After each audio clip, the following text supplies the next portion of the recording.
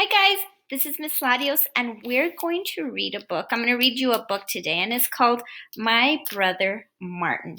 And it's a sister remembers growing up with the Reverend Dr. Martin Luther King Jr. And it was written by Christine King Ferris. This book is also a biography, and as you know, biographies are books about a person. So the sister of Martin Luther King wrote this book on what it was like growing up with him as her brother.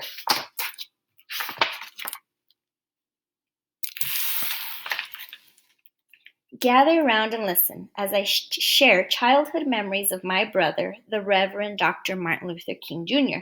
I am his older sister, and I've known him longer than anyone else. I knew him long before the speeches he gave and the marches he led and the prizes he won. I knew him before he first dreamed the dream that would change the world. And this is her.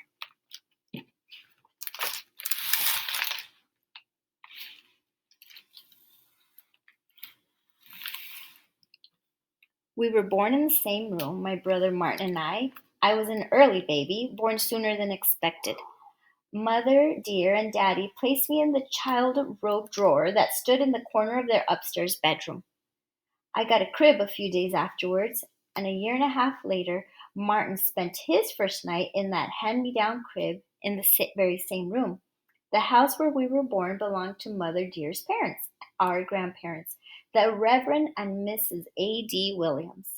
We had lived there with them and our Aunt Ida, our grandmother's sister.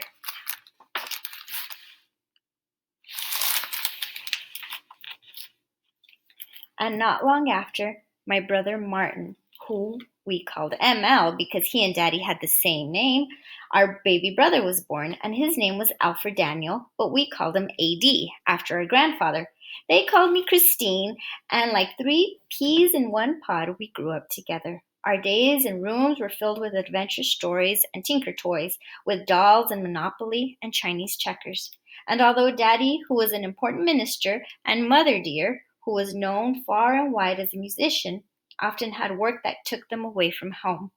I remember days sitting at her feet as she and Aunt Ida filled us with grand memories of their childhood and read to us about all the wonderful places in the world.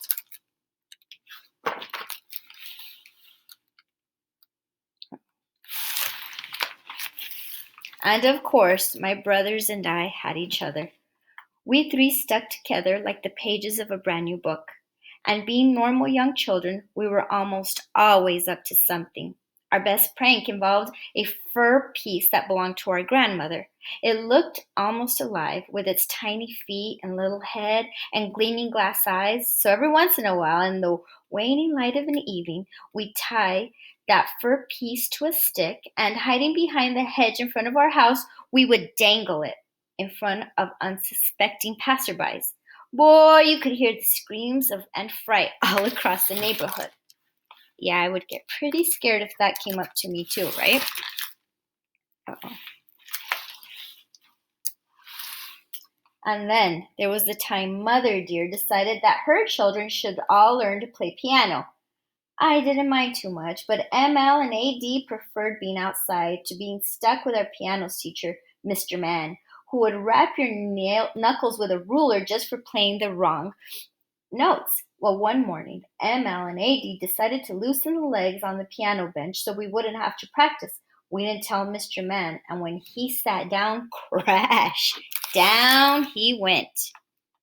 He doesn't look too happy about that. But mostly, we were good, obedient children. And ML did learn to play a few songs on the piano. He even went off to sing with our mother a time or two. Given his love for singing and music, I'm sure he would have become as good a musician as our mother had his life not called him down a different path. But that's just what life did. My brothers and I grew up a long time ago, back in a time when certain places in our country had unfair laws that said it was right to keep black people separate because our skin was darker, and our ancestors had been captured in far-off Africa and brought to America as slaves.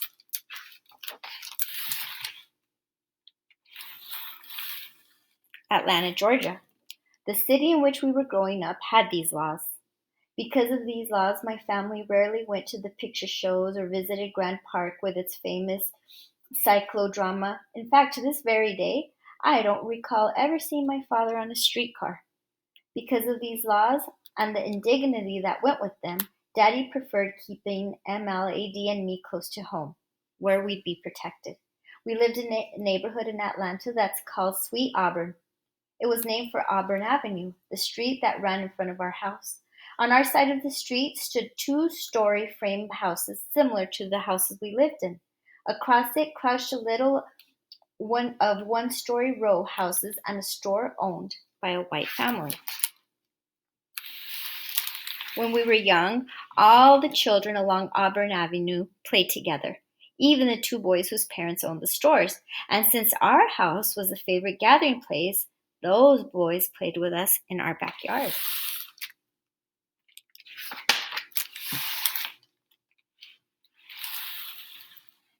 And ran with ML and AD to the firehouse on the corner, where they watched the engines and the firemen.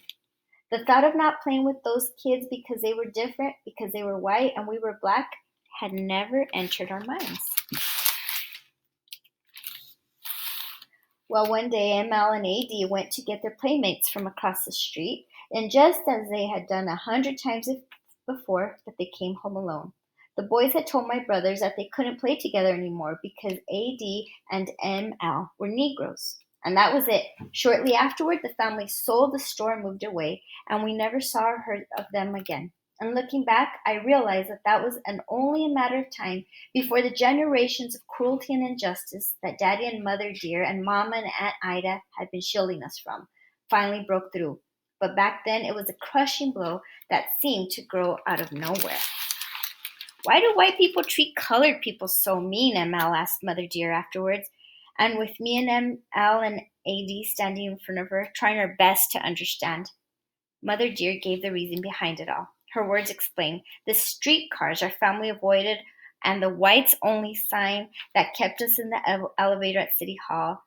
Her words told why parks and museums that black people could not visit, and why some restaurants refused to serve us, and why hotels wouldn't give us rooms, and why theaters would only allow us to watch their picture shows from the balcony. But her words only gave us hope, and she answered simply, because they just don't understand that everyone is the same, but someday it will be better. And my brother and I looked up into our mother's face and said these words I remember to this day. He said, "Mother Dear, one day I'm going to turn this world upside down." And in the coming years, there would be other reminders of the cruel system called segregation that sought to keep black people down. But it was Daddy who showed ML and AD and me how to speak out against hatred and bigotry and stand up for what's right. Daddy was a minister at Ebenezer Baptist Church, and after losing our playmates, when ML, AD, and I heard our father speak from his pulpit, his words now had a new meaning. And Daddy practiced what he preached. He always stood up for himself when confronted with hatred and bigotry, and each day he shared his encounters at the dinner table. Years would pass, and many new lessons would be learned. There would be numerous speeches and marches and prizes, but my brother never forgot by the example of our father or the promise he had made to our mother on the day his friends turned him away. And when he was much older, my brother ML had a dream.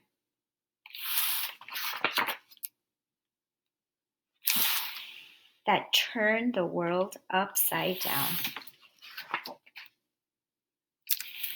And that's a picture of Martin Luther King and his sister. I hope you guys enjoyed it. Thank you very much.